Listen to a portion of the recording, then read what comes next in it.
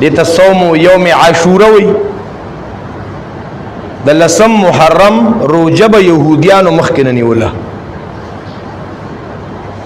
زمون خلق ہوئی گی دا محرم دا تذکر دا حسین رضی اللہ عنہ دا شہادت دا وجہ ندا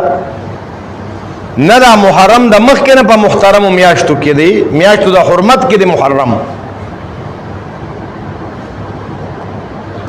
محترم و نبی علیہ السلام دا اینا تپوسو کو چتاسو پدیرز دارو جولی نیسے اغي ورتوی پدیرز باندی موسیٰ علیہ السلام تا اللہ نجات ورکڑے ہو اللہ بچ کڑے ہو اللہ رب العزت ورتا اگر دریاب کے دول اسلاری جوڑے کی دا دول اسلاری جی پا کمرز پا دریاب کی جوڑی شوی او اغرقنا آل فرعون دا لسم محرم دین معلومی دا میاش دا مخ کی ندی البتہ دا اسلامی کال دا دی آغاز دا د عمر بن خطاب په دور کې د دې هجری سن دا دغه په اتحاد سره شوه دی د دین مخ کې بخلکو د ربیع الاول کال شروع کو ادمیاشت مخ کې نوی چا په عام الفیل سره د عام الفیل مخ کې یا رستو حساب کو اتیان والا کال خو باقاعدګي سره د محرم د نبی رسول الله د هجرت نه د دې شماره د عمر بن خطاب په دور کې شوه دی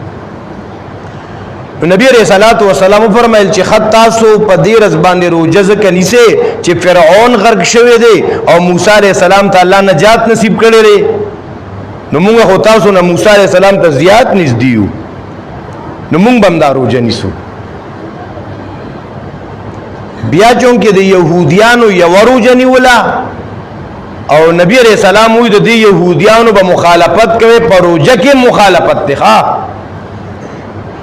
ټای پتلون او جامع او لباس او سټایل او پیشن هغه پرې دوا غیر روجنی سی یوا پیغمبر تاسو موږ به دوه روجنی سو چې هغه یو روجنی سی يهوديان موږ به دوه نیسو د دې به مخالفت پکاري د يهوديان او نبی علیہ السلام ویلی چې خالف اليهود والنصارى دې مخالفتو کې په هر میدان په هر ډګر دې سره دوستیونه کې لا تتخذوا اليهود والنصارى اولیاء نن مسلمانانو دا سبق پرې خو دي دا مسلمان چې ارز ذلیل کله یوځه مسلمان دا قتلیږي کله بلځه کله په بل ملکی په مسلمانانو لبی کیږي کنه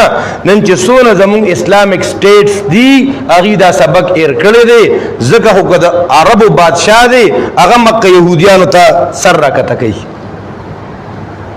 کغر ار اسلامی حکمران دی هغه نن د يهودو نصاراو ته سر کته کوي دا غي د وجه مسلمانان ذلیل دي نور څه وجه نشتا لغون د قدیم مسلمانانو ولا بریک داسې راکونډه کړه قسم پخته دا يهوديان نصارا کا امریکا دا او کا برتانیہ دا او کا فرانس دی او کار سوق دی دا اسلام ته نشي ټینګي دي مسلمان ته نشي ټینګي دي